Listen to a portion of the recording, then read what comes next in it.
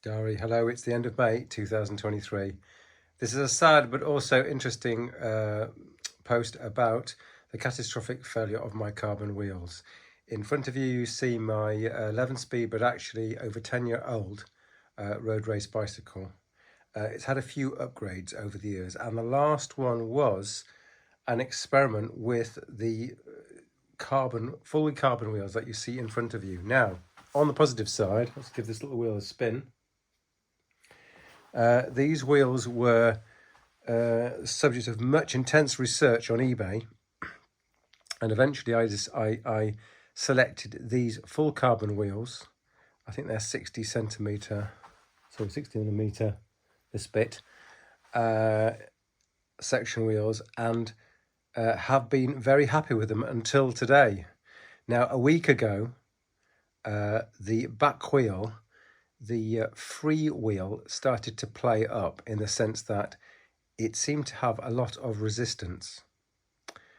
And so when I was stop pedaling, the actual forward motion of the wheel, so the forward motion of the wheel in this direction, would continue spooling up the chain, and it wasn't being taken away. I thought at first it was resistance here, but it wasn't. It was resistance in this cassette mechanism here, in the free hub here.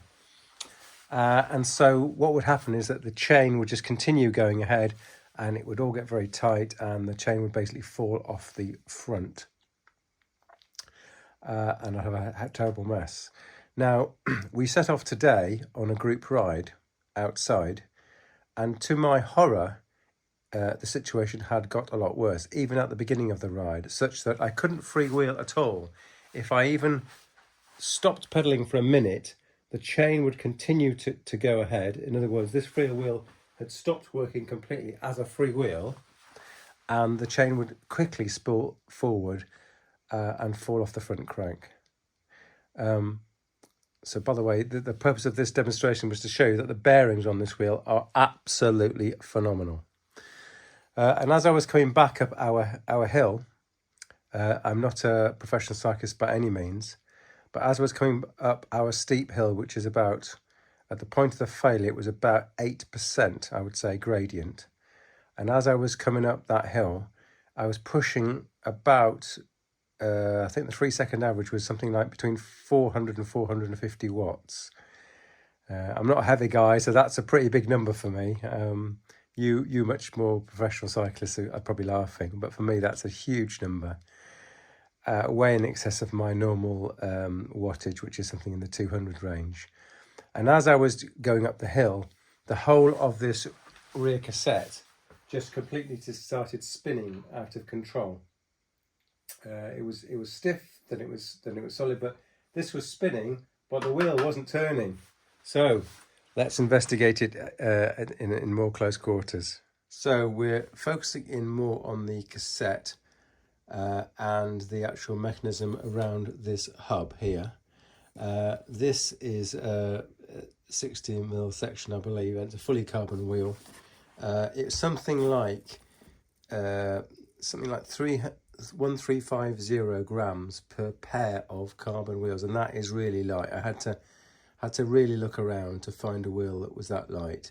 Now it appears that this, which is now completely loose, should be stuck, i.e. glued to this carbon frame here. If we look at the other side, which isn't completely intact, you see that this ring here is totally glued to this carbon, whereas on here this is totally loose. And in fact, this had a washer on it, but you can pull this out completely. I couldn't get this off at all, but with this out, hopefully you can see this, you can lift this ring back, and you can see that this edge here should be stuck to this carbon bit here, and it's not, and it's basically sheared off. The whole of this device should be glued into here, but I believe that this screw thread here should be a continuation with this here. This edge here, you can see, is rough. So I think this whole device here has sheared off from the body of this wheel. Now inside this wheel here, you can see the ratchet mechanism. So this is the free wheel. So can you see? Can I zoom in on here? Right, let's zoom in. So here you see that these two little spring-loaded ratchets here, these are spring-loaded and they're sticking out. So normally when the wheel is going this way, you'll hear a click, click, click, click, click, because these will go and they will just go in. But when you're turning it this way, you're driving, these little points stick out. There's 2 times 3. Here's 2, here's another 2, and here's the third 2. So 120 degrees, there are these little 2 sticking out, spring-loaded, and that's what gives you the ratchet when you're freewheeling. And when you're driving the wheel, they engage with a must be on the inside of this, must be some sort of tooth. So as you engage, it attaches here, and then it pushes the wheel around. But what's happened is that this ring, which contains this inner ratchet mechanism, this inner tooth, has completely separated from the body of the wheel. I can't even before I could get this back in, but something's just changed a little bit. I can't even get this ring back in at all now. So the whole thing is toast, and I'm going to have to throw this wheel away. And it only remains for me to think about what I should do with the last remaining wheel, the front wheel. And it's conventional wisdom that you can, if you're going to have one solid wheel or one tri-wheel that looks like trispoke wheel, you probably have it on the back. In other words, you want to keep the back as a trispoke wheel, and let's say the front could be a regular wheel like this Dura-Ace wheel here. So where are we? It's been an experiment. I've had these wheels a few years, but really hardly ever used them. They were less than half the price of Dura-Ace wheels. So at the time, I think the Dura-Ace pair of wheels was something like £1,200 or £1,500. These wheels, these carbon fibre wheels, direct from China, were something like £400. Maybe there was an extra £100 shipping, or that was including the shipping. So they were a fraction of the Dura-Ace price. I felt very smug about the fact that they had fantastically smooth bearings, as I was trying to show you earlier. The wheels would just spin and spin and spin with hardly any resistance. But what I didn't figure on is the fact that they broke. And so my trust in fully carbon wheels, which has always been a bit dodgy, that's why I had this whole test in the first place. My distrust in fully carbon wheels is, I suppose, validated in the sense that I don't think these wheels have had more than a few hundred hours of use, if that, and yet they've broken.